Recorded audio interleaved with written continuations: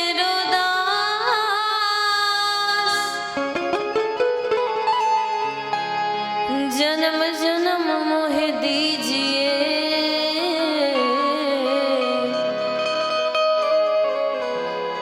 श्री वृंदावन वास।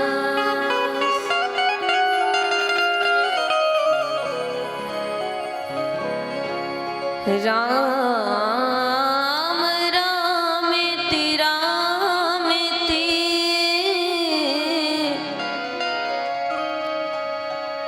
रमे रामे मनोरमे सहस्रनाम तत्तुल्यं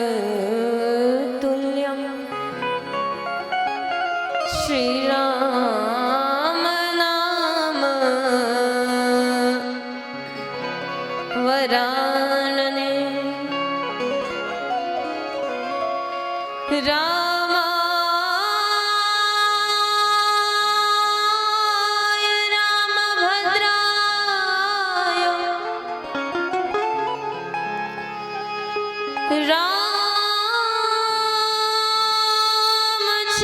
रामचंद्राय वेधसे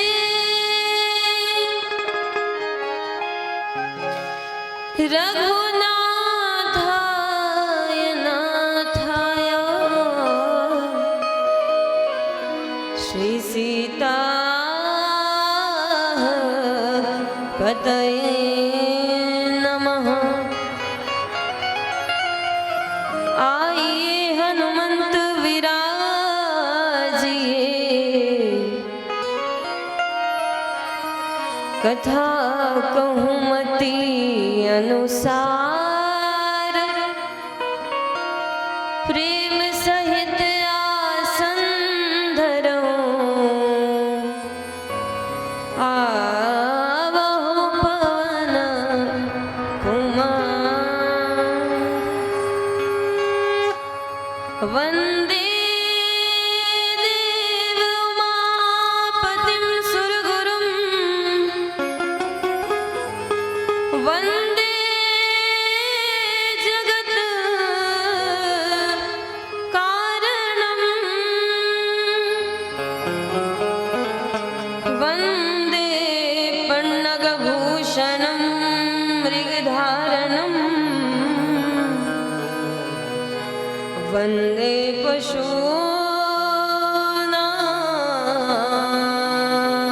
पशूनां पतिं। हे गौरी शंकर अर्धांगिनी यथा त्वां शंकर प्रिया तथा मम कुरु कल्याणी।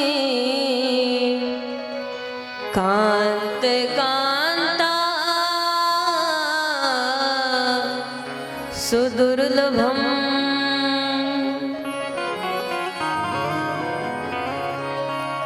बोलिए शंकर भगवान की, बोलिए पार्वती मैया की, बोलिए जनक नंदिनी जानकी मैया की, बोलिए राजा रामचंद्र की, बोलिए कृष्णचंद्र भगवान की, बोलिए वृंदावन बिहारी लाल की, बोलिए सर्वेश्वरी राधा रानी की, बोलिए वीर बरबर बजरंगबली की, बोलिए सरस्वती मैया की।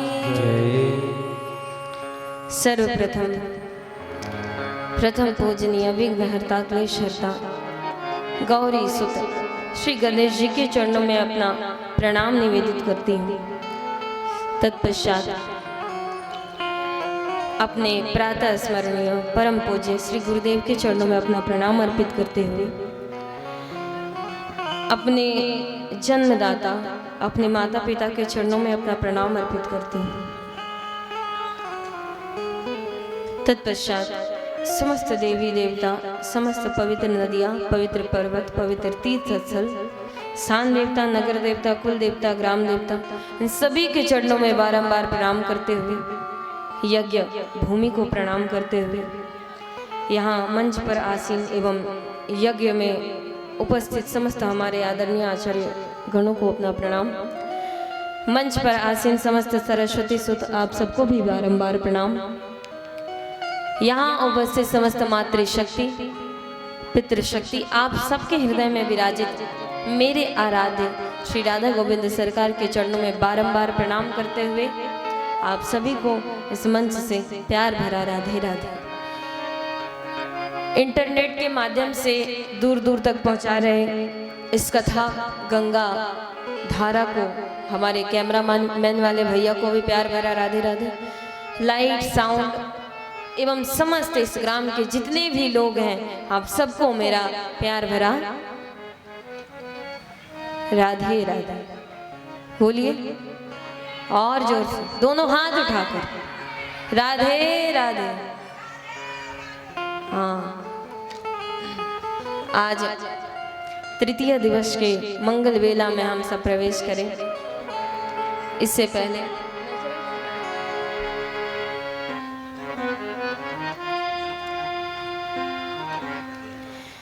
पहले आप सब शांति बनाए रखेंगे कल के भांति। अच्छा ये बताइए, कल आनंद आया था ना? जोर से बोलकर बताइए, आया था ना? क्यों आया था? क्योंकि आप सब शांत थे, चुप थे। उसी प्रकार आज भी शांत रहिए। आज की कथा भी बहुत रोचक है, बहुत आनंद आएगा। अपनी वार्तालाप कम करें, प्रभु का चिंतन अधिक करें। और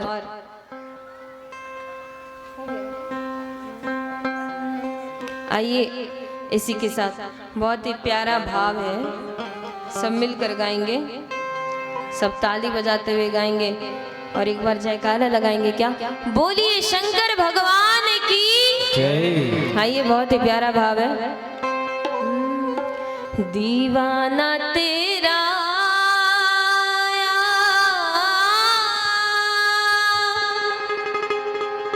बाबा तेरी नगरी में, सभी भाव से करताल बजाते हुए गाएंगे। क्या? दीवाना तेरा बाबा तेरी नगरी में, दीवाना तेरा बाबा तेरी नगरी में। ऐसे नहीं, देखिए आप सबको गा गा के सुनाते सुनाते मेरा जो गला है ना धीरे धीरे बैठ रहा है। इसीलिए आप सब भी सहायता कीजिए, ताली बजाकर मेरे साथ गाइए और भी आनंद आएगा। बोलिए शंकर भगवान की जय हो। हाँ, दीवाना तेरा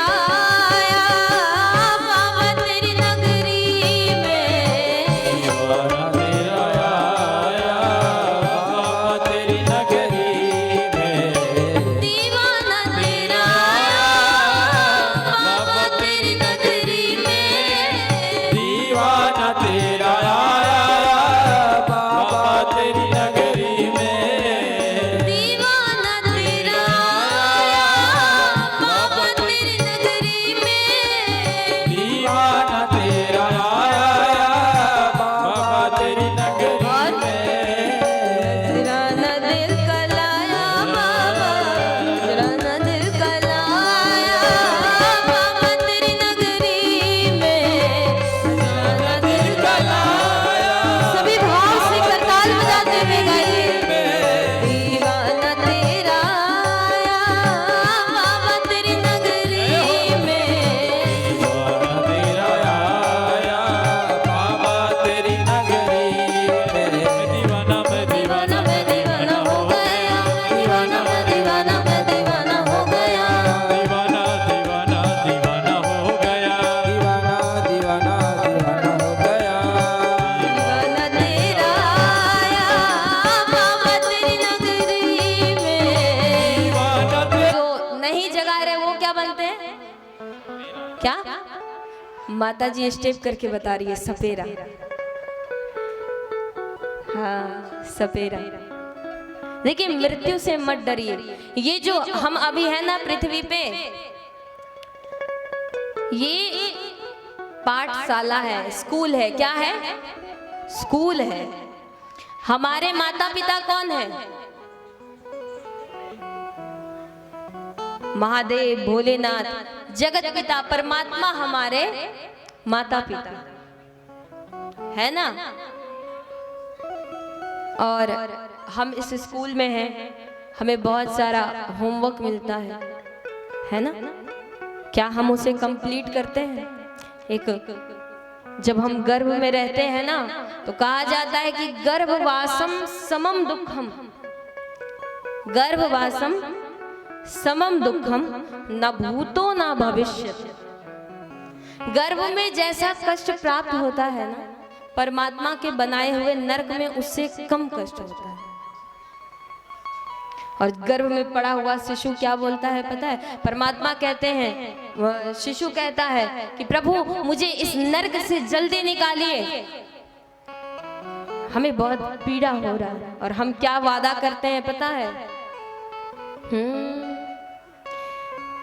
करार कैला हरि के गायब।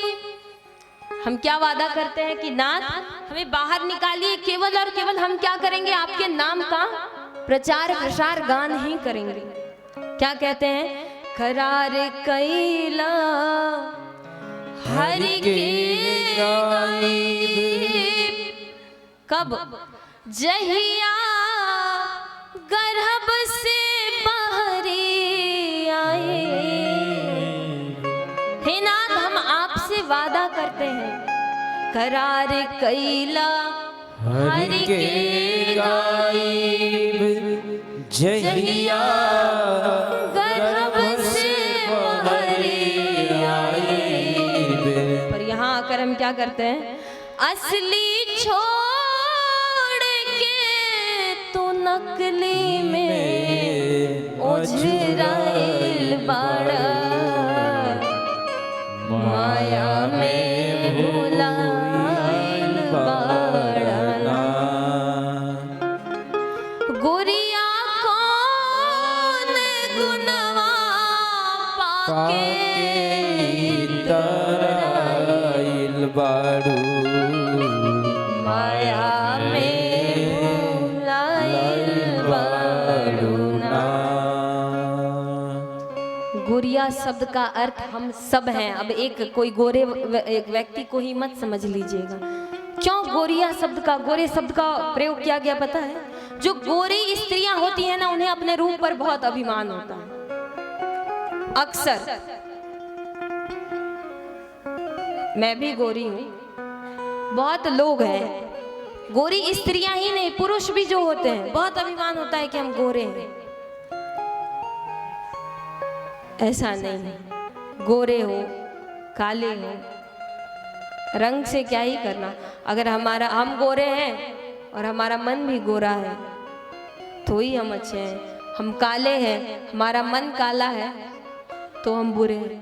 और हम गोरे हैं और मन काला है तो भी बुरे हैं, है ना। रंग कोई मायने नहीं रखता, पर कहने का अर्थ ये है कि हम अपने रंग रूप पर गुरूर क्यों करते हैं?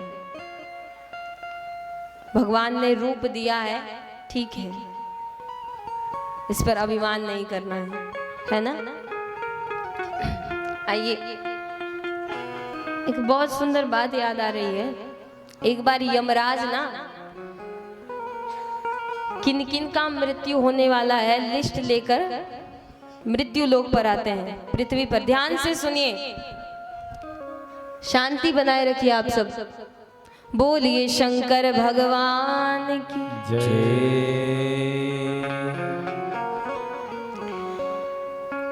यमराज कहाँ आए? इस पृथ्वी पर, मृत्यु लोक पर लिस्ट बनाकर आए कि 1 नंबर में इसका नाम है, 2 नंबर में उसका है, 3 नंबर में वो है, 4 नंबर में, ऐसे बहुत सारे लोगों का लिस्ट बनाकर आए। अब जब यमराज आए ना, तो जिसका नाम पहले में था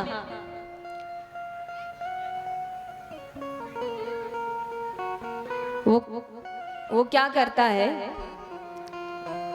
कि एक व्यक्ति के घर में जब गए यमदूत उसको लेने के लिए, तो जैसे ही यमराज को देखता है तो डर जाता है। अब यमराज आकर हमारे सामने खड़े होंगे तो हम तो डरेंगे ही ना, है या नहीं? अब कौन उनको गले लगाने जाए? कोई लगाएगा? ये तो वही बात हो गई ना, आ बैल मुझे मार। तो जैसे ही यमराज को देखा ना, डर गया। उसने सोचा कि एक काम करता हूं। देखिए वहां जो आप सब खड़े हैं ना, थोड़ा शांत रहिए, शांत रहिए। बहुत सुंदर बात है, सुनिए ध्यान से। क्या बता रही थी मैं? हाँ हाँ, यमराज आए थे। तो वो लिस्ट देखता है तो देखता है कि पहले में तो मेरा ही नाम है, तो ये मुझे लेकर चले जाएंगे और बहुत सारे काम जो है अभी बचे हुए हैं। एक काम करता हूँ, बेचारे बहुत थके हारे होंगे, दूर से आए हैं, थोड़ा सेवा पानी कर देते हैं। यमराज से कहते हैं कि महाराज आप बहुत दूर से आए हैं, इसीलिए एक काम करिए, हम आपको एकदम देसी गाय का शुद्ध दूध में हल्दी मिलाकर देते हैं, पी लीजिए और थोड़ा रेस्ट कीजिए, आराम कीजिए, उसके बाद क्या है, चलना ही है, चलेंगे। अभी यमराज भी बेचारे थके थे, उन्होंने कहा ठीक है ले आओ। यमराज को जब दूध ला कर दिए ना, तो उसमें 2-4 नींद की गोली भी मिला दी। क्या किया? नींद की गोली भी मिला दी। अब यमराज पिए और सो गए। वो व्यक्ति क्या करता है, फटाक से उनके लिस्ट को लेता है, पेन लेता है, और पहले में जिसका नाम, उसी का नाम रहता है, अपने नाम को सबसे अंतिम में कर देता है, और जो सबसे अंतिम में व्यक्ति था उसको सबसे पहले कर देता है। बहुत देर के बाद जब यमराज का नींद खुला तो उन्होंने कहा कि आपका बहुत बहुत धन्यवाद कि आपने मुझे समझा, मुझे थोड़ा रेस्ट करने दिया, इसीलिए चलिए मैं आपको कुछ देर की और मोहलत देता हूँ। और मैं सोचकर ये आया था कि जो लोग पहले हैं, जैसे मैं लिख कर लाया हूँ वैसे ही लोगों को ले जाऊंगा, पर अब मैं जो मेरे लिस्ट में अंतिम में है उसी को पहले ले जाऊंगा। अब तो बेचारा सोच रहा है कि बेकार ही अपना नाम काट कर लास्ट में लिखा। यमराज जैसे ही लिस्ट पढ़ते देखते हैं, मुझे माफ करना, लास्ट में तो तुम्हारा ही नाम है, चलो अब हो गया, और लेकर चले जाते हैं। कहने का भाव ये है कि मृत्यु को कोई जीत नहीं सका, टाल नहीं सका। एक बार की बात है, एक तोता बैठा था पेड़ पर। कौन बैठा था? कौन? तोता, सूगा है ना। किसके घर में है तोता? किसके किसके घर में है? इधर नहीं है? जरूर रखना चाहिए। क्यों पता है? तोता स्वयं किसके रूप है? सुखदेव मुनि के। सुखदेव मुनि को जानते हैं? सुखदेव मुनि के साक्षात रूप है तोता। बोलिए सुखदेव जी महाराज की। तो तोते को देखकर यमराज हंस रहे थे उनके समक्ष आकर, और जोर जोर से क्या कर रहे थे? कैसे हंस रहे थे? हंसकर बताइए, हंसिए। देखिए हंसना चाहिए, हमेशा हंसते रहिए। क्यों पता है? हंसना स्वास्थ्य के लिए क्या है? अच्छा, अब ये नहीं कि कोई मरा पड़ा है और हम जाकर हंसने लगे, ऐसा भी नहीं करना है। हंसना उचित है पर जगह देकर। तो यमराज उस तोते को देखकर क्या कर रहे थे? हंस रहे थे। अब काल आकर हमको देखकर हंसे तो क्या लगेगा कि भैया ये हमें देखकर क्यों हंस रहे हैं? जरूर कोई बात है। जब यमराज चले गए तो कौन थे? तोता। तोता जी उड़ कर गए किनके पास? गरुड़ जी के पास। किसके पास? अच्छा, गरुड़ किनका वाहन है बताइए? हाँ, विष्णु जी का। तोता कहाँ गया? विष्णु जी के पास नहीं, उनके वाहन के पास। क्या नाम है उनके वाहन का? गरुड़ जी के पास गया और जाकर कहता है कि महाराज, आपको प्रणाम करता हूँ, आप मेरी रक्षा कीजिए। गरुड़ जी पूछते हैं कि क्या हुआ? कहते हैं कि आज पता नहीं क्यों यमराज अचानक से आते हैं और मुझे देखकर जोर जोर से हंस रहे थे, हंसने लगते हैं। अब मुझे भय हो रहा है कि आखिर यमराज मुझे देखकर क्यों हंस रहे थे। गरुड़ जी ने कहा कि तुम चिंता मत करो, मैं तुम्हें ऐसी जगह पर पहुंचा दूंगा जहां पे तुम्हें कोई नहीं देख पाएगा। क्या करूंगा? मैं तुम्हें ऐसे जगह पर पहुंचाऊंगा जहां कोई तुम्हें देख नहीं पाएगा, किसी की परछाई भी वहां नहीं पड़ती है। गरुड़ जी ने कहा कि तुम मेरे पीठ पर बैठो। पीठ पर बैठाकर 7 समुंदर के पार एक गुफा में उस तोते को कौन जाकर छुपाते हैं? गरुड़ जी। कौन? गरुड़ जी जाकर उस तोते को 7 समुंदर पार एक गुफा में छुपा देते हैं और उसे वहां छुपाकर यमराज के पास जाते हैं और पूछते हैं कि मेरे पास एक तोता आया था, बेचारा बहुत डरा हुआ था। वो बता रहा था कि आज आप उसको देखकर हंस रहे थे। तो यमराज जी बताइए कि क्यों आप उसे देखकर हंस रहे थे? यमराज ने कहा कि देखिए, मैं इसलिए हंस रहा था क्योंकि इसके भाग्य में लिखा था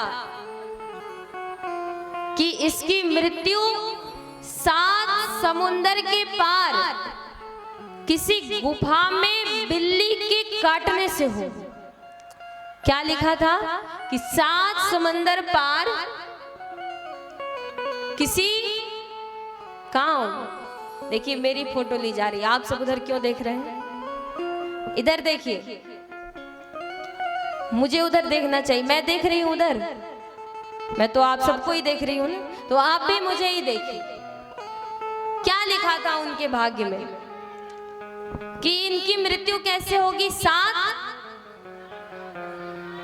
कहां पे होगी? किसके द्वारा होगी? बिल्ली के काटने से। मैं इसलिए सोच रहा था कि इतना छोटा तोता ये 7 समंदर पार उड़कर कैसे जाएगा, पर अब ये सोचकर हंसी आ रही है कि मुझे ये नहीं पता था स्वयं नारायण के जो वाहन हैं यही जाकर उसे उसकी मृत्यु तक छोड़कर आएंगे।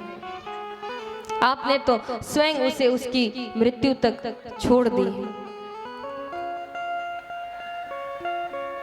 जब बिल्ली के काटने के बाद उस तोते की मृत्यु हुई और जब वो परलोक गया तो गरुड़ जी से पुनः मिलने आया और सब कुछ बता रहा था। तो गरुड़ जी ने कहा कि देखिए, सब कुछ लिखा हुआ, देखिए जन्म किसी का निश्चित हो ना हो, शांति से सुनिए, इधर देखिए, जन्म किसी का निश्चित हो ना हो पर मृत्यु जो है सबका निश्चित है। अब आप कहेंगे कि जन्म नहीं लेंगे और मर जाएंगे, ऐसा कैसे? आपने देखा होगा बहुत स्त्रियों का गर्भ जो है वो नष्ट हो जाता है। आप सब शांति बनाए रखिए।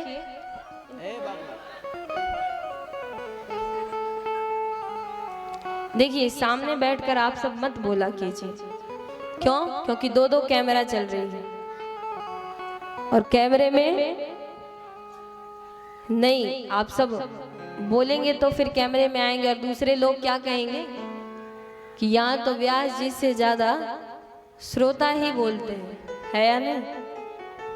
हाँ हाँ।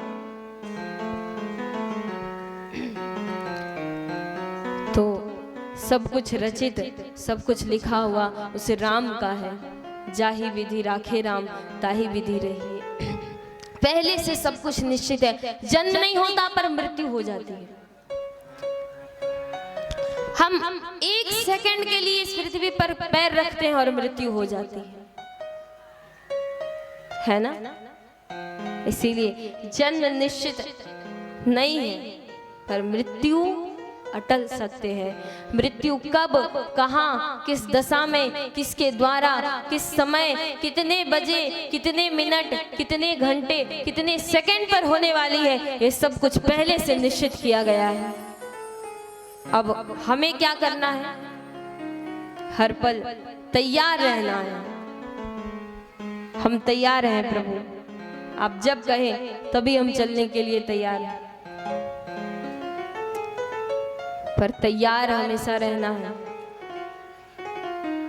पता नहीं कब उनका बुलावा आ जाए और हमें चलना पड़े। आइए, कहने का अर्थ यही था कि जितना प्रेम आप प्रभु से करेंगे उतना ही अच्छा होगा। ठाकुर जी से कीजिए। दुनिया से रिश्ता अधिक जोड़ने से अच्छा है कि भगवान से रिश्ता जोड़िए, है या नहीं? हाँ या ना? बोलिए शंकर भगवान की जय। देखिए, कल आप सबने सुना दशांग भोजन, मैंने बताया ना? क्या बताया था? क्या क्या बताया था दशांग भोजन में? किसी को दशांग भोजन कैसे करवाना चाहिए? पहला नियम क्या है दशांग भोजन का? क्या समझ नहीं आया था? समझ आया था?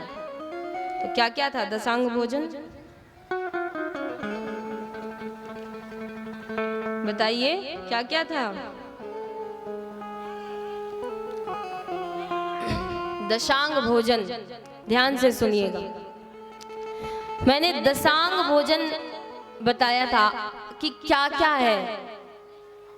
आज बताने वाली हूं कि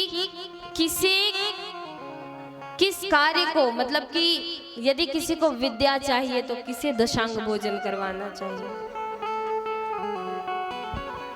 रोग और उपचार दोनों बताने वाली हूँ, इसीलिए ध्यान से सुनिए। दशांग भोजन, दशांग से ही समझ आ रहा है कि इसके कितने पार्ट हैं?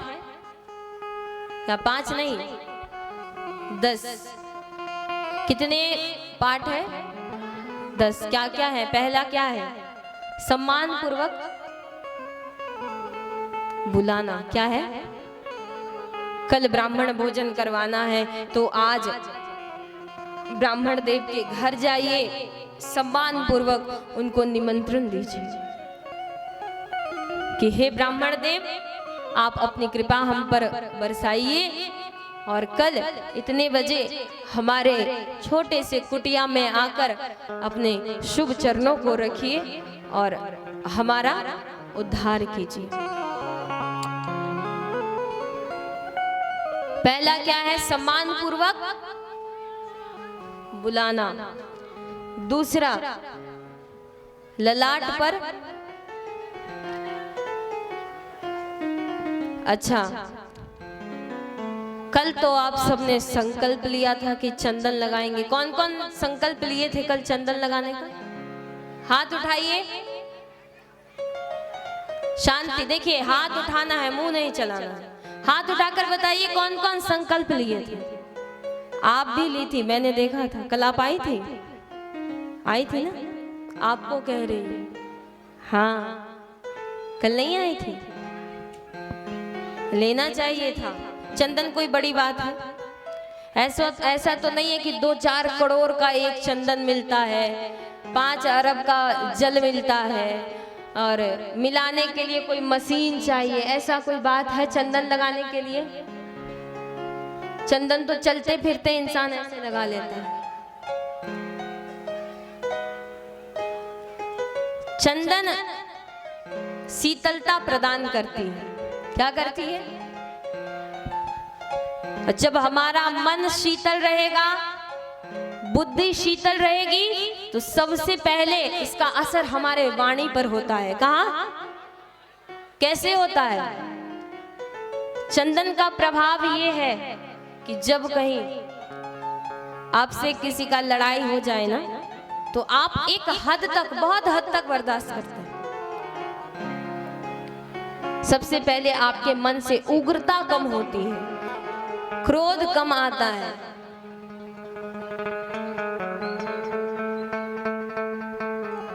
उसके बाद क्या? चित्त शीतल होता है। अच्छा, जानते हैं एक बात, चंदन क्यों लगाना चाहिए? ये जो हमारा मन है ये भी शुद्ध होता है, और इसको शुद्ध क्यों बनाना चाहिए? भगवान क्या कहते हैं पता है? निर्मल मन जन सो मोहि भावा। प्रभु ने क्या कहा है? निर्मल मन जन सो मोहि पावा। और क्या? मोहे कपट छल छिद्र न भावा।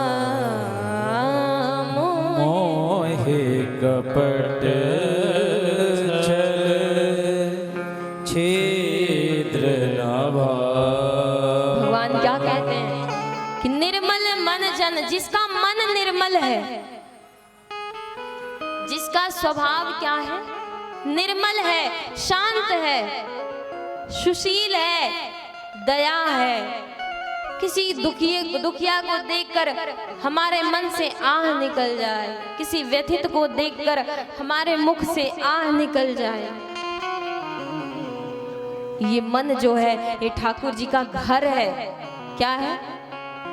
अगर आपसे पूछा जाए कि भगवान कहाँ पे है स्थित, देखिए परमात्मा भक्त की रक्षा के लिए एक एक पत्ते पत्ते में, एक एक धूल के कण में उपस्थित है।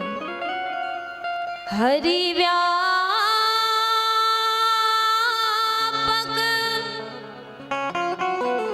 सर्वत्र समाना। हरि व्यापक सर्वत्र समाना। परमात्मा एक एक जगह पे सर्वत्र है, पर जानते हैं बस उनको बुलाने के लिए क्या चाहिए? प्रेम ते प्रगटे होई मैं जाना। प्रेम ते प्रगट होई मैं जाना। भरोसा भी होना चाहिए, प्रेम भी। अच्छा ये बताइए, आप जिस घर में रहते हैं उसको स्वच्छ रखते हैं, साफ सुथरा रखते हैं या नहीं? या फिर उसमें उधर कचरा, उधर जूठे, उधर गंदे कपड़े फैला कर रखते हैं? नहीं ना। प्रत्येक दिन हम घर के आंगन को बहारते हैं, पोछा लगाते हैं, जितना हो सके साफ रखते हैं, है या नहीं? हाँ या ना? रखते हैं ना। ये जो मन है ये भी परमात्मा का घर है, और हमने क्या कर रखा है पता है? इस घर में लोभ, मोह, माया, छल, कपट, लालच, ये जो कचरे हैं इसे फैला कर रखा। अब बताइए, परमात्मा रहने को तो हर एक व्यक्ति के मन में ही है, पर क्या गंदे घर में भगवान कभी आते हैं? कभी आएंगे? नहीं ना। जानते हैं एक बहुत ही सुंदर पंक्ति है कि मैली चादर ओढ़ के कैसे, मैली समझते हैं, मैली कुचैली, गंदे, मैली चादर ओढ़ के कैसे। भगवान ने जब हमें भेजा था तो हम जानते कैसे थे? श्वेत कपड़ा देखा है, कफन सफेद होता है, कितना साफ होता है। हम जब आए थे तो हम ऐसे ही साफ थे, पर इस दुनिया में हम आकर क्या किए? अपने उस मन रूपी चादर को मैला कर लिए। मैली चादर ओढ़ के कैसे द्वार तुम्हारे आओ। जब हमको ये अनुभूति होता है ना कि हम इतने पाप कर चुके हैं, हे नाथ मैंने इतने पाप किए हैं, इतने पाप किए हैं कि आपके दर पर आने के भी लायक नहीं। मैली चादर ओढ़ के कैसे। और क्या? तूने मुझको जग में भेजा देकर निर्मल काया। आपने जब भेजा था, ये जो काया थी, ये जो मन था, ये क्या था? निर्मल था, साफ सुथरा था। पर मैं जब इस माया रूपी संसार में आया तो इस चादर को ऐसा बना दिया, ऐसा बना दिया नाथ कि मैं अब इस काबिल नहीं हूं कि आपसे माफी भी मांग सकूं। हम मंदिर जाते हैं महीने में 1-2 दिन। अच्छा, मंदिर कौन कौन जाता है? कौन कौन लोग ऐसे हैं जो प्रत्येक दिन मंदिर जाते हैं? अब तो हमारे बाबा बंसानाथ आप सबके इतने नजदीक में हैं, प्रत्येक दिन आया कीजिए। जब तक पॉसिबल हो, संभव हो, जरूर आइए मंदिर। मंदिर जरूर आना चाहिए। पर जानते हैं हम लोग क्या करते हैं, कलयुगी लोग? मंदिर आने से पहले एक लिस्ट तैयार करते हैं, है ना? करते हैं या नहीं? हाँ या ना? हाँ या ना? हाँ। ये देखिए, एक चीज ना आप सब में बहुत अच्छी बात है, पता है क्या? आप लोग कुछ भी बोलते हैं ना तो सच बोलते हैं, ये बहुत अच्छा लगता है। या ये नहीं है कि लोग मुझे क्या कहेंगे, ये रहना भी नहीं चाहिए। परमात्मा के दरबार में जानते हैं, जब भगवान हमारे कन्हैया जन्म के बाद जब मथुरा से गोकुल गए और जब पूतना गई ना, तो उसे देखकर परमात्मा ने क्या किया? सबसे पहले अपने नेत्र को बंद किया। क्या किया? अपने आंख को, नेत्र को बंद किया। पता है क्यों? क्योंकि परमात्मा कहते तुम जैसे हो वैसे ही मेरे सामने हो। तुम यदि छली हो तो मेरे सामने वैसे ही आओ। तुम यदि कपटी हो, कपटी बनकर आओ। तुम यदि संत हो तो संत बनकर ही आओ। हम क्या करते हैं? कभी चंदन नहीं लगाते, पर शिवरात्रि के दिन ये लंबे लंबे चंदन, बस चले तो उस दिन पूरे शरीर में हम चंदन लगा लें। आधा केजी चंदन हम अपने ललाट पर लगाते हैं। ये मत कीजिए। जैसे आप प्रत्येक दिन रहते हैं, वैसे ही जिस दिन मंदिर जाइए, प्रभु से मिलने जाइए, उस दिन भी आप उनसे वैसे ही मिलिए जैसा आपका स्वभाव है। और जाकर कहिए कि हे नाथ, यदि मैं छली हूं, मैं कपटी हूं, मैं लालची हूं, मैं चोर हूं, मैं बेईमान हूं, तो ये दशा आप ही ने मुझे दी। अब ये नहीं कि जानबूझकर चोरी किए और पहुंच गए भगवान के मंदिर कि ये तो आप ही ने करवाया है। हाँ, अब चोरी कर लिया, चले गए भगवान के पास कि आप ही ने कहा था, आप ही ने ये दशा दी है। नहीं, ऐसा नहीं करना है। देखिए अंग्रेजी का एक वर्ड है, mistakes are the proof that you are trying. क्या है? Mistakes are the proof that you are trying. गलतियां बताती हैं कि आप ट्राई कर रहे हैं, आप करने की प्रयास कर रहे हैं किसी कार्य को। पर इसका मतलब ये नहीं है कि हर गलती के बाद आप जानबूझकर भी गलती करें और कह रहे हैं कि मैं प्रयास कर रहा हूं। ये नहीं होना चाहिए। जैसे है वैसे ही बनकर जाइए। जानते हैं श्रेष्ठ वो नहीं कि आपको जिसके लिए अपने आप को बदलना पड़े ना, उस व्यक्ति को हमेशा के लिए छोड़ दीजिए। ध्यान से सुनिए, आपको यदि किसी के लिए अपने आप के स्वभाव को, अपने आप को बदलना पड़ रहा है, तो आप उस व्यक्ति को छोड़ दीजिए, त्याग दीजिए। यदि कोई व्यक्ति ऐसा है, आप जैसे हैं आपको वैसे में ही स्वीकार करता है, तभी वो आपके लिए सच्चा है, अच्छा है, और उसी को आप चुनिए। है या नहीं? हाँ या ना? आइए बोलिए शंकर भगवान की जय। आइए सुनते हैं कि दशांग भोजन कब, किसको और किस प्राप्ति के लिए करवानी चाहिए।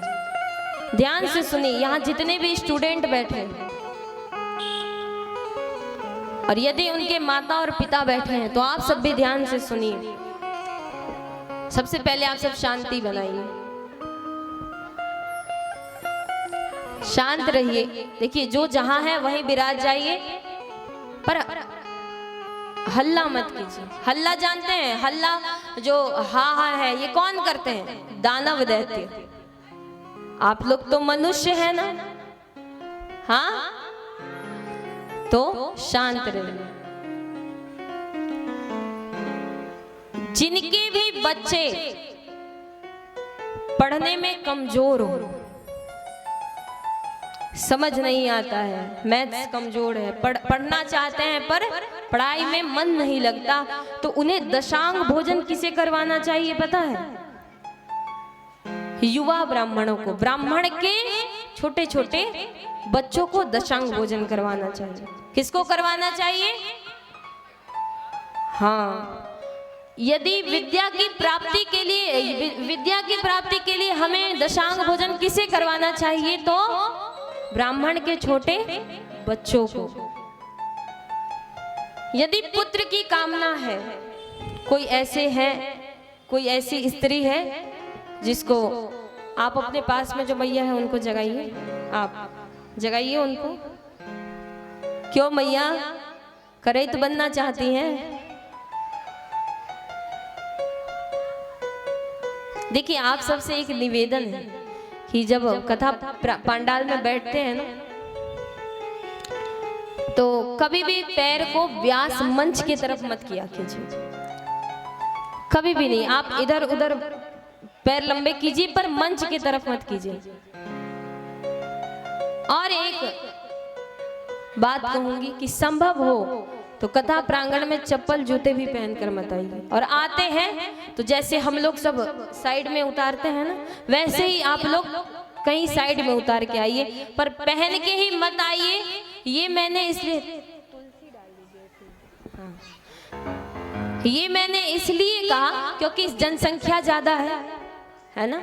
अब इसमें किसी की चप्पल खो गई तो फिर उसके लिए भी आप भगवान को ही दोष देंगे, है ना। इसीलिए अच्छा ये बताइए, मंदिर जाते हैं तो चप्पल जूते भगवान के एकदम पास में जाकर रखते हैं, कहाँ खोलते हैं? मंदिर के बाहर। इसीलिए चप्पल जूते हो तो नहीं, अब क्या करते हैं हम पता है? चप्पल जूते तो लेकर जाते हैं, अब कोई चुराए नहीं इसके लिए उसी पर बैठ भी जाते हैं। यहीं पे बहुत लोग होंगे जो चप्पल जूते पर ही बैठे है या नहीं? अच्छा कोई बात नहीं, आज ठीक है, अभी तक नहीं पता था। अब कल से प्रयास कीजिएगा कि चप्पल जूते पहन कर नहीं आए, और अगर आए तो पंडाल से बाहर ही खोले, ठीक है? समझ गए? हाँ, कोई ऐसी महिला हो, स्त्री हो, जिनको पुत्र की, संतान की कामना हो, बहुत वर्ष बीत गए, संतान की प्राप्ति नहीं हुई, तो उनको दशांग भोजन किसको करवाना चाहिए? युवक ब्राह्मणों को। किनको? युवक ब्राह्मणों को दशांग भोजन कर। ध्यान से सुनिए इधर। जानते हैं प्रभु की माया क्या है? यही है, जब भी ये माया रूपी लोग इधर आते हैं और आप सब उनके तरफ देखने लगते हैं, सबसे बड़ा एग्जाम्पल माया का यही है। कोई माता जी उठकर यहाँ से जा रही है तो बस, कोई आ रही है तो उनको देख रहे हैं। ये सब आदत, इसी से समझिए कि हम माया से कितने ग्रसित हैं। परमात्मा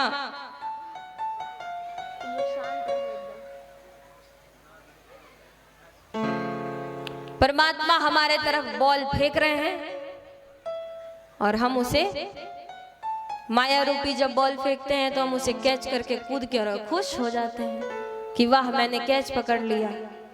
पर ये नहीं समझते हैं कि इसी बॉल से परमात्मा एक दिन हमको आउट भी कर देंगे, क्लीन बोल्ड हो जाएंगे, है या नहीं? इसीलिए हर वक्त तैयार रहिए और माया से थोड़ा बचिए। इसके बाद सुनिए ध्यान से, ज्ञान की यदि कामना हो, देखिए धन से बड़े मत रहिए, बल से भी बड़े मत रहिए, पर ज्ञान, बुद्धि, विवेक, ये तीनों आपके पास जरूर होने चाहिए। जहां विवेक और विचार हो वहां आपसे कभी गलती नहीं होगी, है या नहीं? विवेक और विचार समझते हैं, जिनमें विवेक होता है ना, किसी कार्य को करने से पहले वो 10 बार विचार करते हैं, और किसी कार्य को करने से पहले जब 10 बार विचार किया गया तो वो कार्य कभी भी गलत नहीं होता। यदि ज्ञान की कामना हो तो किनको भोजन करवाना चाहिए? वृद्ध ब्राह्मणों को। किनको? वृद्ध मतलब समझे? बूढ़े ब्राह्मणों को।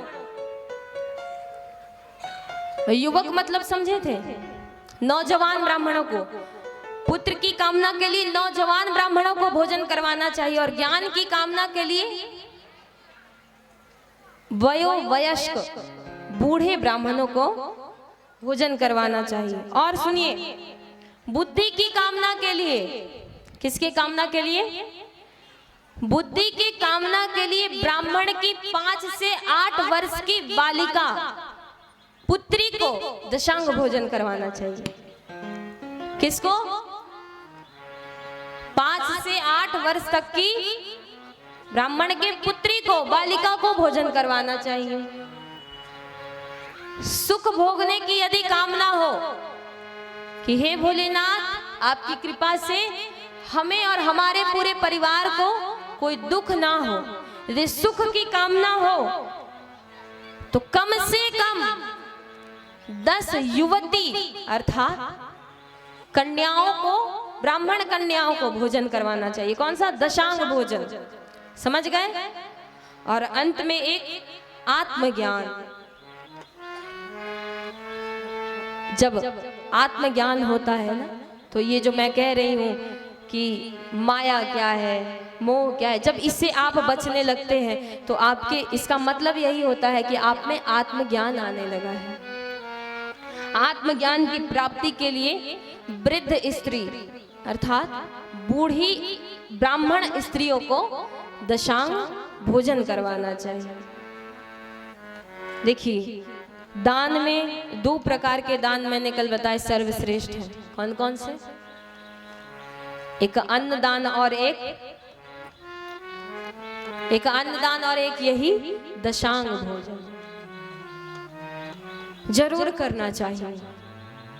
ऐसे तो अलग अलग दान के अलग अलग पात्र हैं, बताया था ना कल मैंने कि किस दान के कौन से पात्र हैं। हर किसी को दान भी नहीं दिया जा सकता, हर ब्राह्मण को दान भी नहीं।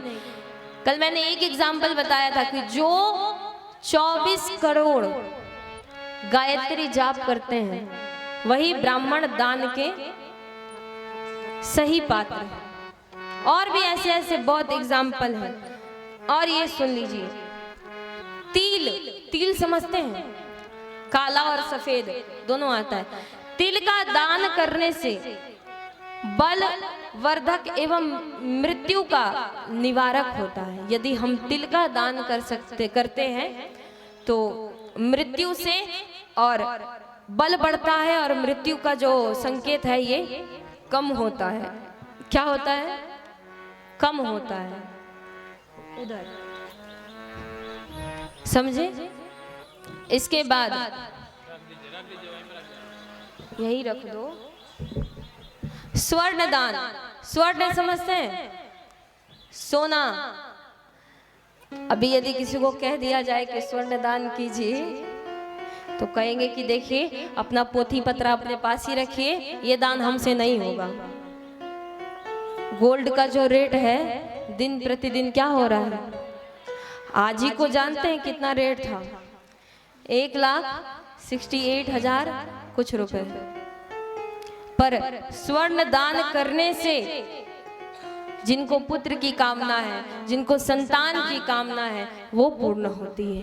इसके बाद घी का दान करने से बल की प्राप्ति होती है, शरीर पुष्ट होता है।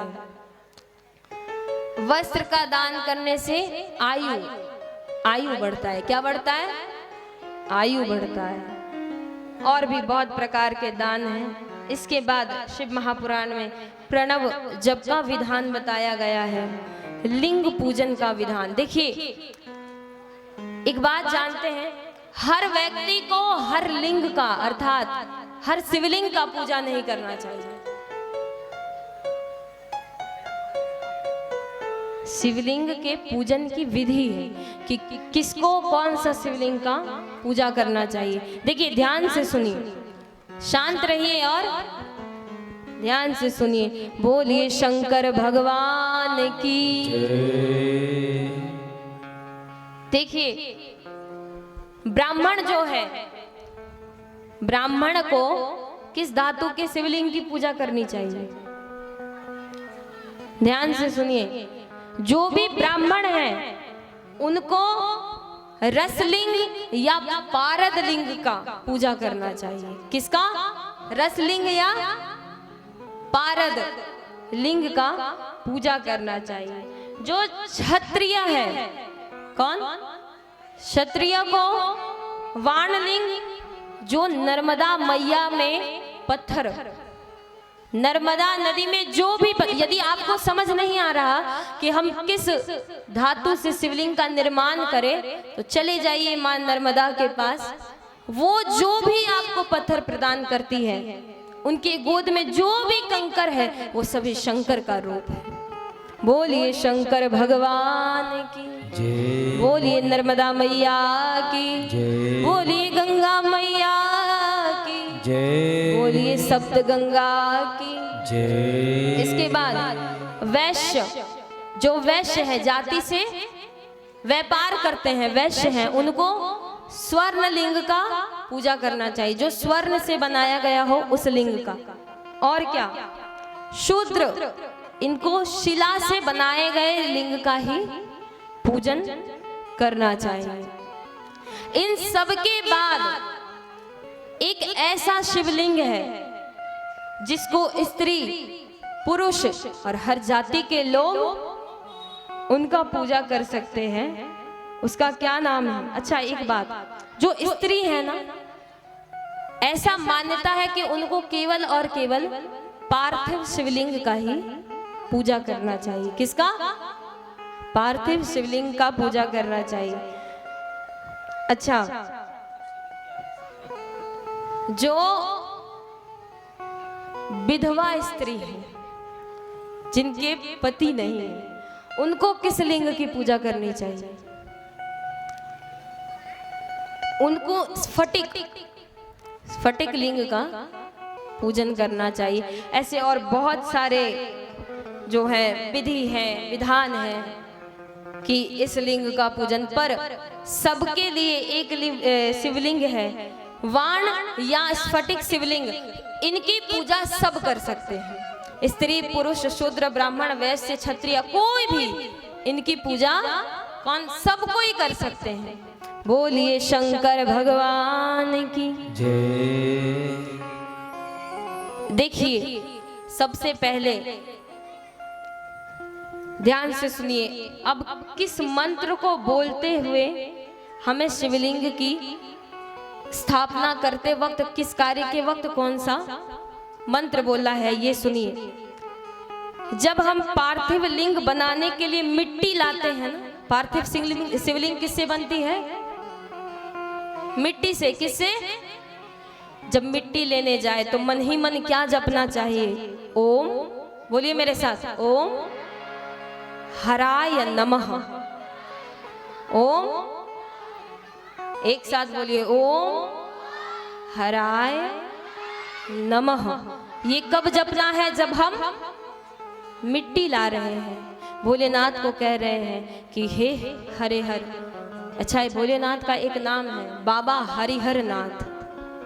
हरिहर का अर्थ समझते हैं? अच्छा, कोई कोई कहते हैं शंकर भगवान अलग हैं, राम जी अलग हैं, कृष्ण जी अलग हैं, पर जानते हैं ये हरिहर नाथ कौन है? हरि कौन है? शंकर जी नहीं है। हरि कौन है? कौन है हरि? हाँ, नारायण है। और हर महादेव। एक हमारे इधर बहुत सुंदर होली का गीत गाया जाता है ना? गाएंगे? हाँ, आइए दो पंक्ति हम गुनगुनाएंगे। देखिए एक बात और, जिस दिन कथा विराम होगी ना, ऐसे तो वर्ष में एक ही बार होली खेला जाता है, फागुन के मास में। अभी अभी सबने खेला है या नहीं? किन किन को होली पसंद है? पर हम जो है ना वो पूरे साल भर होली खेलते हैं। पता है कैसे? जहाँ भी कथा करने जाते हैं ना, वहाँ समापन के वक्त जिस दिन कथा विराम होता है उस दिन अंत में हम क्या खेलते हैं? आइए बाबा हरिहर नाथ के लिए ये दो लाइन हम गाएंगे। बाबा हरिहर नाथ। सब जानते हैं इस भजन को, जानते हैं ना?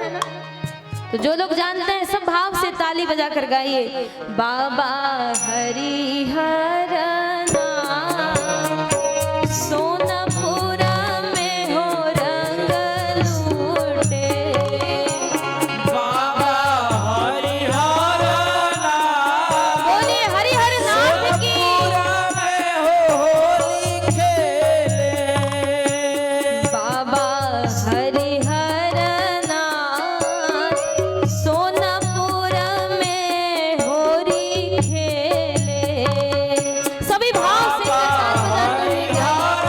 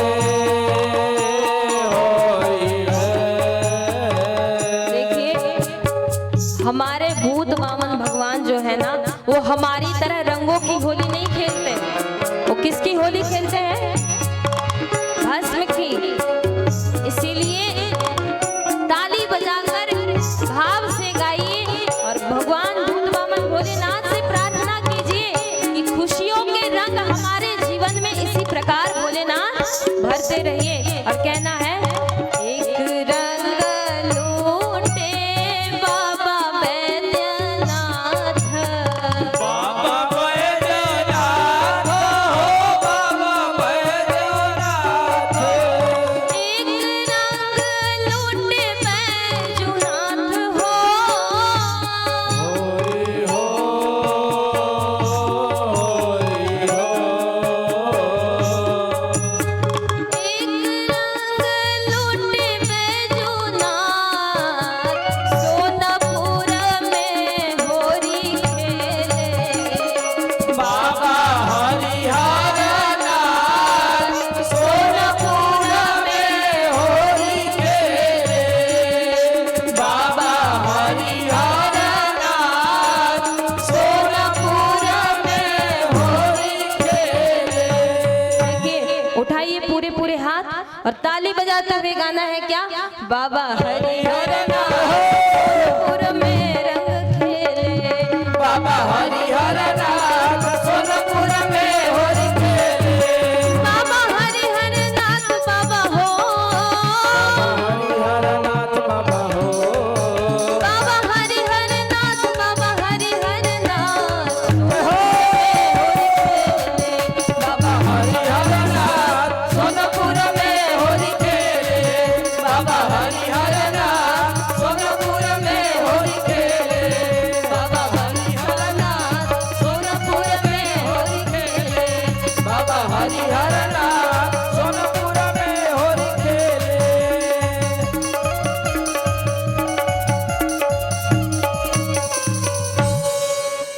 अभी सब मिलकर गाइए क्या, बाबा। नहीं आता ये भजन आप सबको? नहीं आता है? आता है ना? तो मिलकर गाइए, बाबा हरिहर। आप सब मदद मत कीजिए। सोनापुर में, क्या बात है, आप सब भी गाइए, बाबा हरि।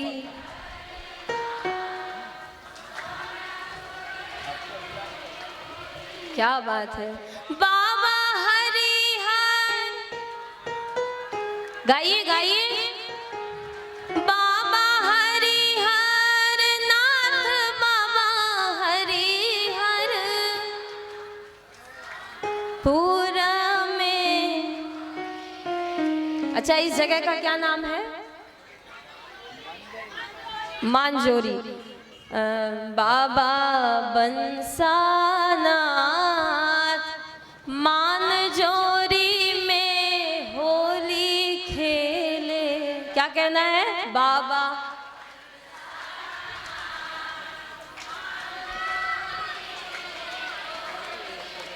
क्या बात है, एकदम पक्के सुर हैं, पक्के लय हैं और पक्के ताल हैं। क्या बात है, अपने अपने लिए एक बार ताली बजा लीजिए।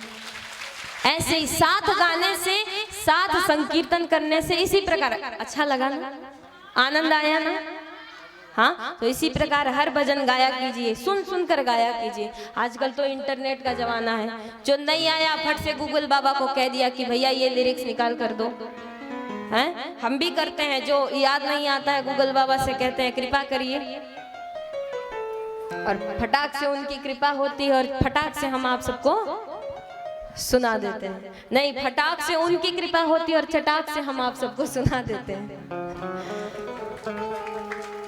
है या नहीं? चलिए, भगवान भोलेनाथ की कृपा इसी प्रकार हम सब पर बनी रहे। जब शिवलिंग के निर्माण के लिए मिट्टी के लिए जाना है तो क्या कहना है? ओम, भूल भी गए। बात है, अब धीरे धीरे वक्त हो रहा है भंडारे का ना, इसलिए ध्यान कहाँ जा रहा है? भंडारे की ओर। इसके बाद जब ओम हराय नमः से हम शिवलिंग बनाने के लिए मिट्टी लाएंगे, ओम महेश्वराय नमः बोलिए, ओम महेश्वराय नमः। इस मंत्र का उच्चारण करके शिवलिंग का निर्माण करेंगे। जब तक शिवलिंग का निर्माण करेंगे तब तक इस मंत्र का उच्चारण करेंगे, जाप करेंगे। उसके बाद ओम शंभवे नमः। क्या बोलेंगे? ओम, हाँ, ओम शंभवे नमः। पार्थिव शिवलिंग की प्रतिष्ठा स्थापित करेंगे। इसके बाद ओम शूल पाणाय नमः। क्या? ओम शूल पाणे नमः। पाणाय नहीं, पाणेय नमः। क्या बोलेंगे? ओम शूल पाणे नमः। इस मंत्र का उच्चारण करके शिवलिंग को नहलाएंगे। क्या करेंगे? स्नान करेंगे। इसके बाद ओम पिनाक घृषे नमः। इस मंत्र का उच्चारण करके हम भोले, अच्छा एक बात हमसे गलती हुई कि ओम शूल पाणाय नमः, इससे हम भोलेनाथ का आवाहन करेंगे। क्या करेंगे? बुलाएंगे कि हे नाथ, आप इस पार्थिव शिवलिंग में आकर विराजित हो जाइए और हम पर कृपा कीजिए। उसके बाद हम ओम पिनाक घृषे नमः से हम उनका स्नान करेंगे। इसी प्रकार ओम शिवाय नमः इस मंत्र का जाप करके उनका पूजन करेंगे। और ओम पशुपतये नमः। क्या? ओम, एक साथ बोलिए, ओम पशुपतये नमः। इस मंत्र को जाप करके हम क्षमा करेंगे कि हे भोलेनाथ, हम अज्ञानी हैं, हमें ज्ञान नहीं, हमें कुछ नहीं आता। यदि पूजा पाठ में हमसे कोई भूल हुई है तो हमें क्षमा कर दीजिए, माफ कर दीजिए। और अंत में ओम महादेवाय नमः इस लिंग का, इस मंत्र का उच्चारण करके हम महादेव के पार्थिव शिवलिंग का विसर्जन करेंगे। बोलिए शंकर भगवान की जय। ये लिंग पूजन की विधान थी। इस विधान से ही हमें पूजन करना चाहिए।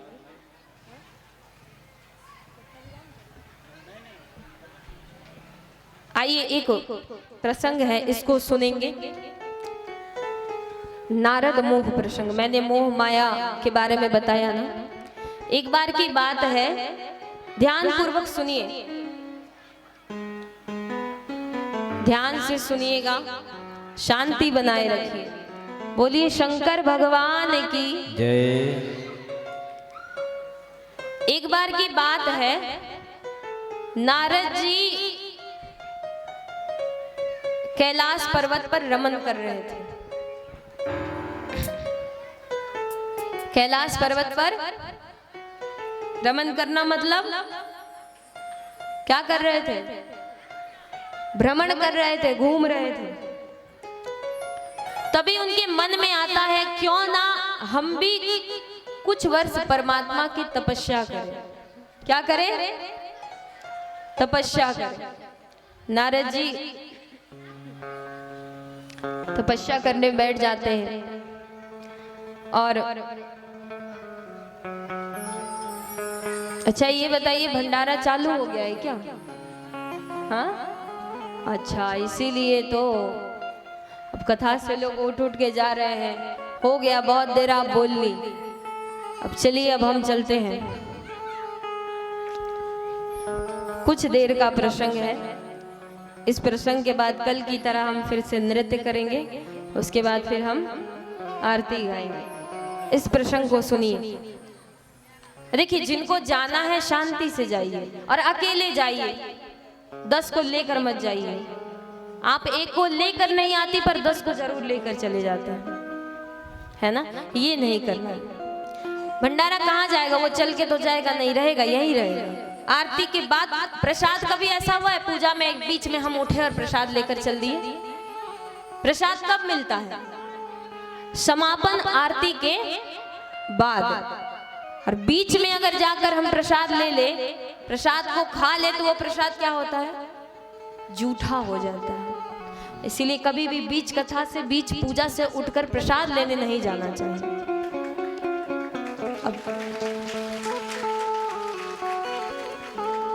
अब कितने लोग ऐसे हैं जो ताली बजाते बजाते ही जा रहे हैं। चलिए आप बोलते रहिए, अब हम चलते हैं। कल एक वीडियो मेरे पास आया है, रात में मैंने भेजा था।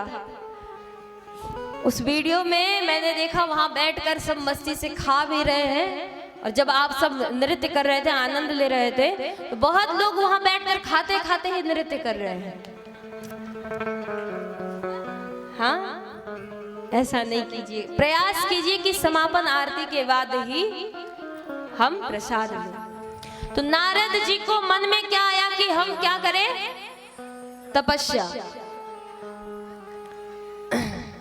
तपस्या करने बैठ जाते हैं। अब ये जो हमारे इंद्रदेव है ना, ये दो ही कार्य करते हैं। एक तो जल बरसाते हैं, और कभी कभी ऐसे समय पे बरसाते हैं जब उसकी कोई जरूरत नहीं है।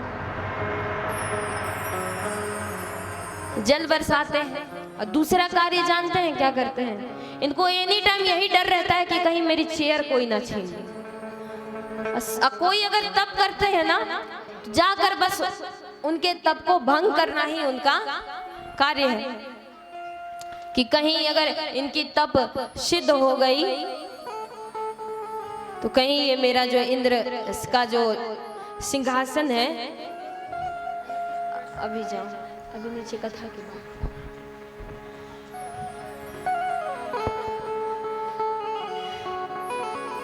श्री राधे,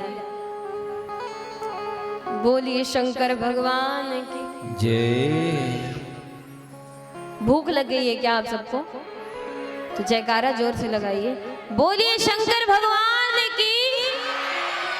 हाँ, इतने जोर से बोलिए कि जो भंडारा पाने के लिए गए हैं उन तक आवाज जाए। बोलिए शंकर भगवान की। हाँ, अब जो भंडारा पा रहे हैं वो लोग सुनिए, कितना आनंद आ रहा है यहाँ पे।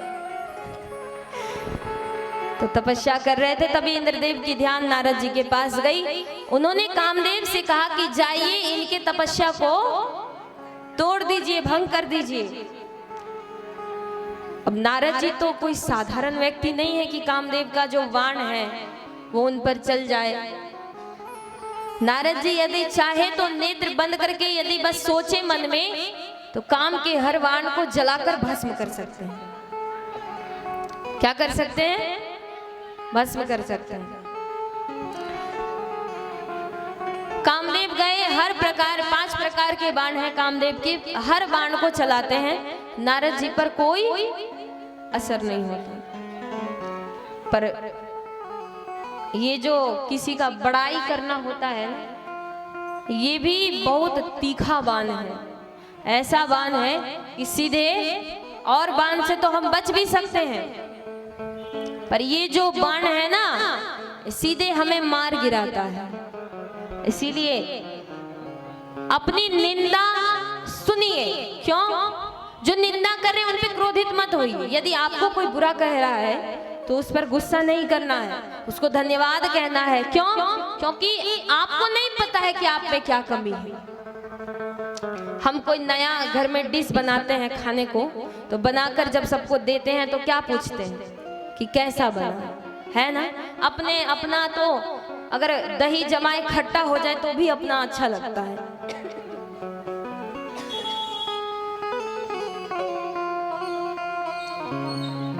श्री राधे, अपना खाना यदि जल जाए तो भी बहुत अच्छा लगता है ना? अपने दही को कोई खट्टा कहता है, सब यही कहते हैं कि अरे एकदम ताजा दही है या नहीं?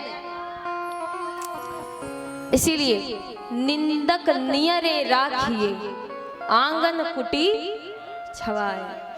जो निंदा करे उसको हमेशा धन्यवाद कहिए कि आपने मेरी निंदा की और मुझे पता चला कि मुझ में ये कमी है। पर उस इंसान से हमेशा बचिए जो हर वक्त आपकी बड़ाई करता है। अरे आप तो बहुत अच्छे हैं, आपका जो ये स्वभाव है ये बहुत अच्छा है, इससे एकदम बचकर रहना है।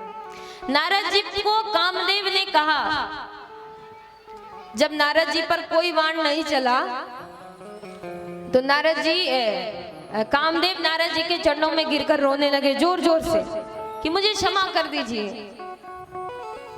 देखिए, कामदेव भी एक बात जानते हैं, यदि आप भगवान का अपमान करें और उनसे क्षमा मांग ले तो वो आपको माफ कर देते हैं। पर ये अगर आप भगवान के भक्तों का अपमान करते हैं तो आपकी एक बार भी जीवन में हजारों बार करोड़ों बार आप जन्म लेकर इस पृथ्वी पर आ जाइए, पर भगवान आपको कभी क्षमा नहीं करते। जो व्यक्ति भगवान के भक्तों का अपमान करता है उसको भगवान कभी क्षमा नहीं करते, कभी क्षमा नहीं करते। भगवान के प्रति भूल चूक हो जाए माफ कर देंगे, यदि आपसे उनके भक्तों को चोट पहुंचती है तो कभी माफ नहीं करते। कामदेव यही सोचकर उनके चरणों में गिर गए और माफी मांगने लगे। अब नारद जी उठे कि भाई कौन रो रहा है। कामदेव से पूछते हैं तो कामदेव सारा वृतांत बताते हैं कि मैंने आप पर काम के 5 बाण चलाए। अब ये जो बाण चला रहे हैं इससे हम सबको बचना है। वो कौन सा बाण है? बड़ाई। कामदेव ने कहा कि नारद जी आपके जैसा तो इस पूरे ब्रह्मांड में कोई व्यक्ति नहीं। क्यों? क्योंकि आप पर तो मेरा कोई बाण नहीं चला, एक भी बाण आप पर नहीं चला। पर नारद जी को क्या पता ये जो बड़ाई रूपी बाण है ये हम पर ऐसा चलेगा कि मुझे परमात्मा के अलावा और कोई नहीं बचा सकेगा। बहुत बड़ाई करते हैं, अंत में यही होता है कि नारद जी को अभिमान हो गया। नारद जी वहां से उठे, महादेव के पास गए। अब महादेव जब नारद जी को देखते हैं ना तो खुश हो जाते हैं। क्यों? क्योंकि नारद जी हर वक्त राम कथा गाया करते हैं, प्रभु का नाम गाया करते हैं। पर आज ऐसा हुआ कि नारद जी राम कथा नहीं, नारद जी कौन सा कथा कहते हैं? काम कथा। कौन सा कथा? काम कथा।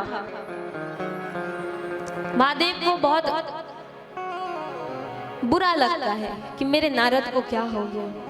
भगवान भोलेनाथ कहते कि देखिए नारद आपने जो कहा वो कहा, पर ये बात आप नारायण से जाकर मत कहिएगा। अब नारद को भोलेनाथ से ईर्ष्या हो गई कि भोलेनाथ तो मुझसे जलने लगे, मैंने काम पर विजय प्राप्त किया, इससे भोलेनाथ मुझसे जलने लगे। ईर्ष्या हो गया। अब वो गए भगवान नारायण के पास, उनके पास भी यही क्रिया की। अब भगवान सोच रहे कि भक्त को तो बचाना पड़ेगा, भक्त को। इसीलिए उन्होंने क्या किया, जब नारद जी वहां से लौट रहे थे तो माया से उन्होंने 100 योजन का एक नगर बनाया। क्या बनाया? क्या बनाया? जोर से बताइए। नगर।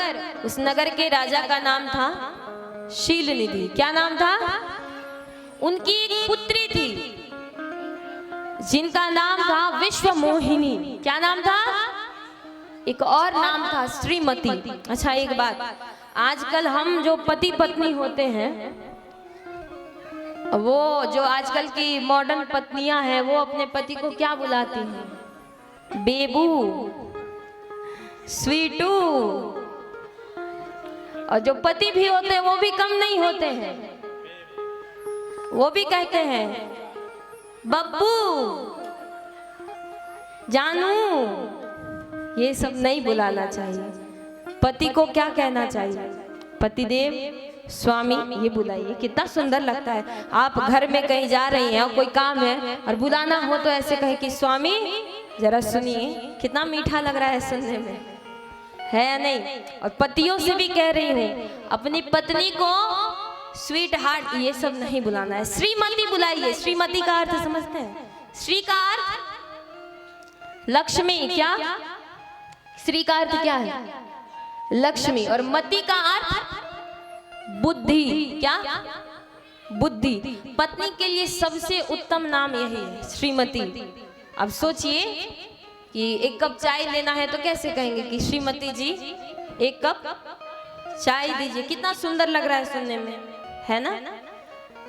तो उनका नाम क्या था? विश्वमोहिनी और श्रीमती।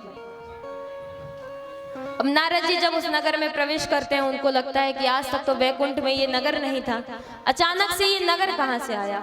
चलो भ्रमण किया जाए।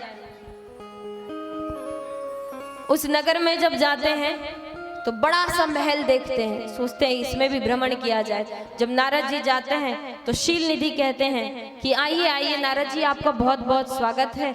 मैंने सुना है कि जीवन में जब संतों का आगमन होता है तो हम आगे की ओर, हमारा जो है संस्कार, हमारी बुद्धि, हम प्रगति की ओर जाते हैं।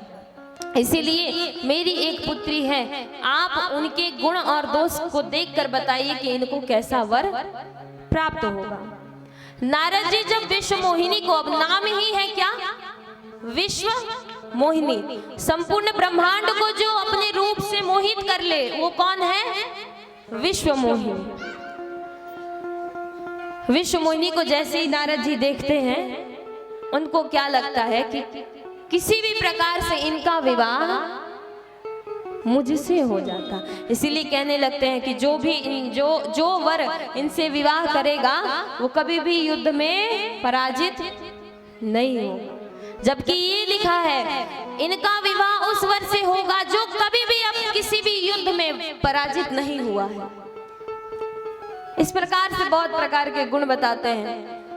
अब राजा शील निधि कहते हैं कि ठीक है, मैं अपनी पुत्री का स्वयंवर रचाऊंगा। पहले क्या होता था, स्वयंवर होता था ना, स्वयंवर में कुछ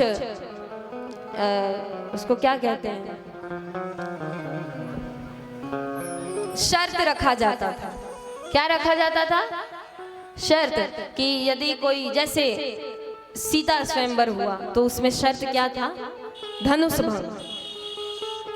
उसी प्रकार स्वयंवर रचा जाएगा। अब नारद जी सोचते हैं कि स्वयंवर, अब चलो तैयारी करते हैं। किसी भी प्रकार से मेरा विवाह किससे होना चाहिए, विश्व मोहिनी से, श्रीमती से मेरा विवाह हो जाना चाहिए। मन में सोच रहे कि किसके पास जाऊं, कि मन सोचते सोचते जाते हैं विष्णु जी के पास और जाकर क्या कहते हैं कि हे प्रभु, आप मुझे अपना रूप प्रदान कीजिए। क्या, अब देखिए, हम किसी के घर जाए और जाकर कहे कि सुनिए ना, आप अपना चेहरा हमको दे दीजिए, तो कैसा लगेगा, हाँ? किसी को धन मांगते हुए सुना, किसी को पड़ोस में हो तो शक्कर भी मांगते हुए सुना, टमाटर भी मांगते हुए सुना, पर पहली बार हुआ कि कोई किसी से रूप मांग रहा है। भगवान सोचते हैं कि इसी रास्ते नारद का कल्याण करना आवश्यक है। भगवान रूप तो देते हैं, पर जानते हैं किसका, कपि का। कपि अर्थात बंदर का। नारद जी को अपना नहीं, बंदर का रूप दे देते हैं। पर एक बात, इस रूप को महादेव के दो गणों के अलावा कोई नहीं देख रहा। महादेव के दो गणों के अलावा कोई नहीं देख रहा। अब नारद जी को तो ये अभिमान है कि मुझे जगत के सबसे सुंदर नारायण का रूप प्राप्त हो गया है। सभा में जाकर एकदम तन कर बैठे हैं कि विश्व मोहिनी आएगी, इधर उधर क्यों देखेगी जब मैं इतना सुंदर हूं। पर जानते हैं क्या हुआ, विश्व मोहिनी जब आई, जिस लाइन में नारद बैठे थे ना, विश्व मोहिनी नारद को तो छोड़ी, उस लाइन की तरफ भी नहीं देखती है। और जब वरमाला लेकर दूसरे लाइन में जाती है, वही हमारे नारायण प्रकट होते हैं और उनके गले में वरमाला डालती हैं और नारायण का लक्ष्मी से विवाह, क्योंकि माया कौन है, लक्ष्मी है, और नारायण लक्ष्मी को लेकर चले जाते हैं। बोलिए लक्ष्मी नारायण भगवान की। अब इस पर बहुत क्रोध आता है, किसको, नारद जी को, कि खुद जब समुद्र मंथन हुआ, विष निकला तो बेचारे भोले भाले भोलेनाथ को पिला दिया, लक्ष्मी निकली तो खुद लेकर चले गए। हाँ, हर बार तो आप चीटिंग करते हैं। इस पर क्रोध आया और वहां से निकलने लगे। तो जो महादेव के दो गण थे वो उनका मजाक उड़ाते हैं, जिससे उनको श्राप देते हैं कि जाइए आप अपने अगले जन्म में असुर बनिएगा। और क्रोध में नारद ने भगवान को श्राप, मार्ग में ही भगवान मिलते हैं और भगवान को नारद श्राप देते हैं। क्या श्राप देते हैं सुनिए, बंचे हूँ मोही जवनी धरी देहा, सोई तनु धरहु शाप ममएहा बंसहुनि जवनी धरि देहा शाप ममएहा कपि आकृति तुम कीन हमारी करी है कीस सहाय तुम्हारी कपि आकृति तुम कीन हमारी करहि कीस सहाय तुम्हारी मम अपकार किन्ह तुम भारी नारी विरह तुम होव दुखारी श्री राम जय राम श्री राम सभी हाथ उठाकर ताली बजाकर गाइए हाँ श्री राम जय राम श्री राम जय राम जय राम श्री राम जय राम जय राम श्री राम जय राम जय राम श्री राम जय राम जय राम श्री राम जय राम जय राम श्री राम जय राम जय राम श्री राम जय राम श्री राम जय राम जय राम। नारद जी ने श्राप दिया कि आपने मेरा विवाह नहीं होने दिया, खुद तो विवाह करके बैठे हैं और आपने मेरा विवाह नहीं होने दिया, इसलिए जाइए मैं आपको श्राप देता हूँ कि जो आकृति आपने मुझे कपि की बंदर की आकृति दी है, जब आप मानव अवतार लेकर इस पृथ्वी पर आएंगे तो यही बंदर आपकी सहायता करेंगे।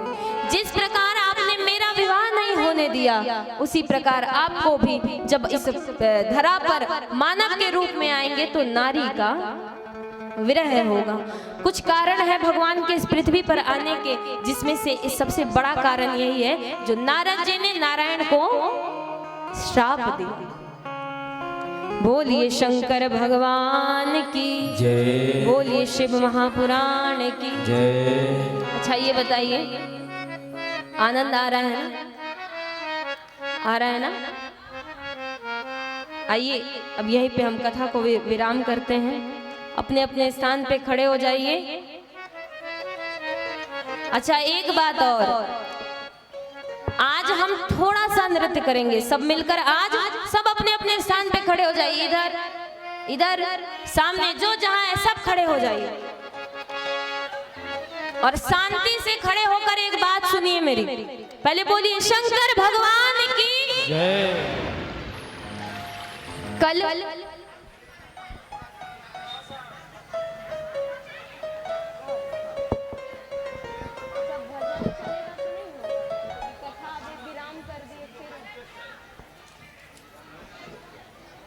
अच्छा एक बात बताइए आप सब,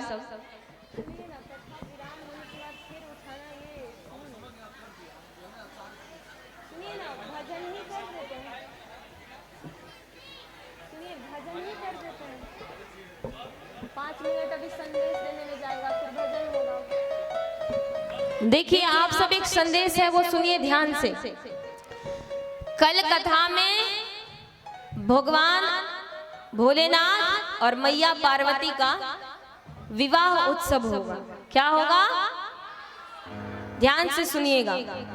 अब ये बताइए कि अपने बहन के विवाह में, अपने बहन के बच्चों के विवाह में, अपने रिश्तेदार के विवाह में हम कैसे जाते हैं? एकदम पार्लर जाकर सजते हैं, हाँ नए नए कपड़े पहनते हैं, है कि नहीं? तैयार होते हैं, इतने इतने मेहंदी लगाते हैं, यहाँ से यहाँ तक, पैरों में हाथों में लगाते हैं ना, कितना तैयार होकर जाते हैं। उसी प्रकार आज यहाँ से जब आप सब घर जाएंगे तो सब कल मेहंदी लगाकर आएंगे। अच्छा सब मतलब माताएं बहनें, कौन कौन? देखिए ऐसा नहीं कि पुरुष, हमारे यहाँ बिहार में पुरुष की जब विवाह होता है तो पुरुष भी मेहंदी लगाते हैं। आप लोग नहीं लगाते हैं? मतलब देखिए जिसको इच्छा हो जरूर लगा ले, समझ लीजिएगा। उस दिन को एक बार और याद कर लीजिएगा। क्या कर रहा है? सबसे पहले आज यहाँ से जाकर मेहंदी लगाना है। जितने भी माताएं हैं सबको लाल या पीले वस्त्र, कौन कौन से, लाल और या तो लाल या पीला या दोनों मिक्स, जैसा आपने पहन रखा है ऐसा वस्त्र पहन कर आना। और जितने भाई हैं ये सब सफेद, कैसा, सफेद पहनेंगे। सफेद ना हो तो पीला या लाल भी आपको चलेगा, ठीक है। हाँ आप सबको भी चलेगा। और एक बात, कौन कौन बारात की तरफ से रहेंगे, नहीं ताली नहीं बजाना, हाथ उठाकर बताइए कौन कौन बाराती रहेंगे। क्या बात है, दूसरे जगह जाते हैं तो सब बारात में ही हाथ उठा देते हैं, कोई बाराती नहीं जाएंगे। अच्छा कौन कौन भगवान भोलेनाथ के तरफ से रहेंगे। अच्छा आप सब लगता है बाराती नहीं समझते। कौन कौन लड़के वाले की तरफ से रहेंगे, आप सब बाराती। और इधर जो हम हैं सब हम लोग भी बाराती हैं। और मैया पार्वती की तरफ से कौन कौन रहेंगे। क्या बात है, देखिए बात ऐसी है कि सब कोई बाराती है और सब कोई सराती है। इसीलिए तो सबसे पहला रूल मेहंदी लगाना है, दूसरा लाल या पीला कपड़ा पहन कर आना है, और तीसरा कि तैयार होकर आना है। एकदम काजल लगाना है, लाली लगाना है, पाउडर लगाना है, सब कोई। अच्छा भैया लोग काजल और लाली नहीं लगाएंगे।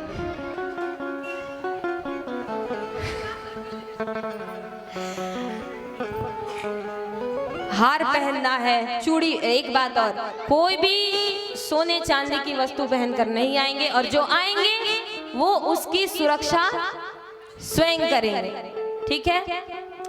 आज थोड़ा सा नृत्य करना है, और कल बारात में कैसे नृत्य करते हैं ये कल बजेगा भैया, आज नहीं, कल के लिए बचा के रखना है। तो बारात में एकदम कूद कूद के नृत्य करते हैं, है ना। हाँ गला बैठ जाता है, जोर जोर से चिल्लाते चिल्लाते।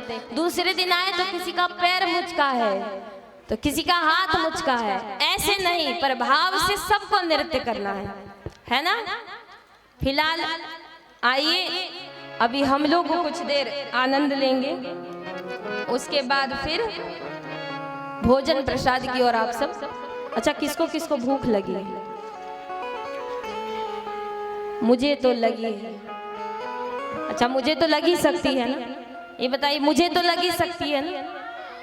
हाँ पर चलिए, आप लोगों के लिए मैं कितने भी देर, क्या कितने भी दिन भी भूखे रह सकती हूँ। आप लोगों ने इतना प्रेम दिया है, इतना भाव दिया है कि कथा बोलते बोलते लगता है कितना कुछ आप सबको सुना दूं। आप सब अपने अपने लिए ताली बजाइए, अपने लिए कितना जोर से बजाते हैं, और मेरे लिए एक बार भी नहीं बजाते। हाँ आप बजा के क्या फायदा जब मैंने कह ही दिया कि मेरे लिए। अच्छा ये बताइए, किसी के बर्थडे पार्टी में जाता है तो क्या उसे वो कहता है कि देखिए मेरे लिए यही गिफ्ट लेकर आइएगा, आप स्वयं लेकर जाते हैं। उसी प्रकार मैं यहाँ से मंच से कहूँ कि आप सब मेरे लिए ताली बजाइए तो अच्छा लगेगा।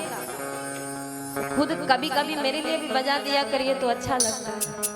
खैर आइए, हम लोग सब आनंद की अनुभूति का खूब। अच्छा एक बात और,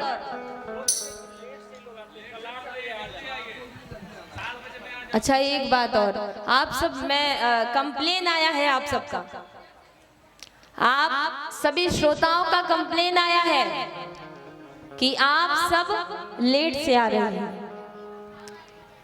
देखिए जो भी काम है जल्दी जल्दी खत्म करके जल्दी आ जाया कीजिए। इससे क्या होगा कि मुझे भी खबर पहुंचेगी कि आप सब आ चुके हैं, तो मैं भी जल्दी आऊंगी, है या नहीं।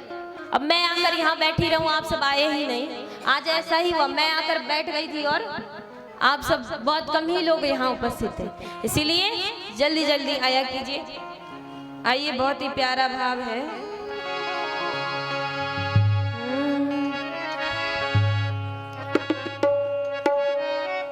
भोलेनाथ हमारे नारायण की माया कैसी ठगनी है, देखिए। सबको नृत्य करना है। कौन कौन नृत्य करेंगे हाथ उठाकर बताइए। सब झूमिएगा। जिनको भी शारीरिक कष्ट दूर करनी है बाबा के दरबार में सबको झूमना है। बोलिए शंकर भगवान की।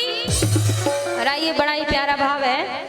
सब जग को सब जग को सब जग को रही नचाए हरि माया जादू करनी। सब जग को रही नचाए हरि माया जादू करनी।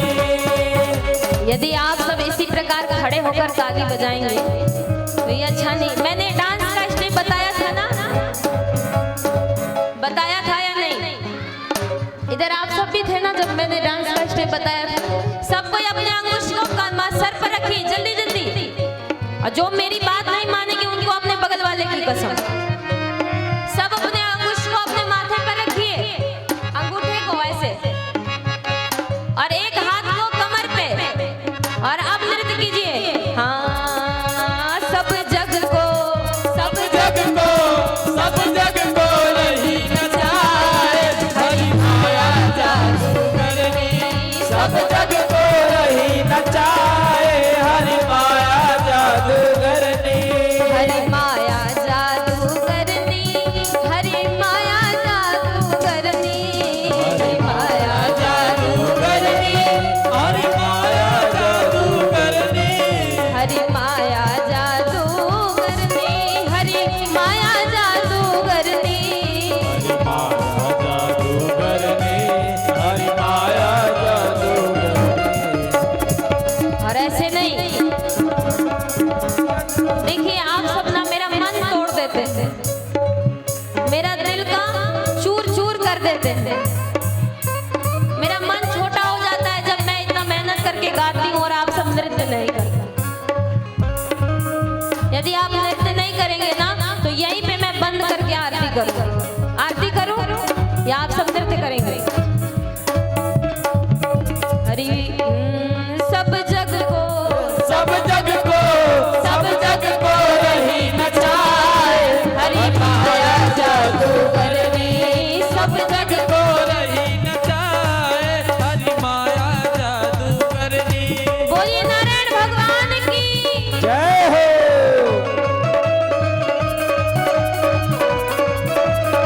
राधे। सभी भाव से झूमते हुए गाइए।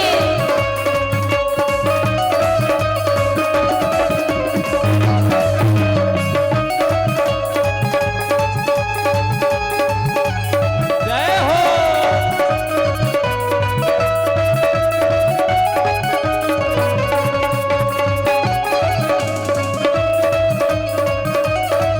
हरि माया जादू करनी। रही सबको नाच नचाए हरि माया जादू करनी।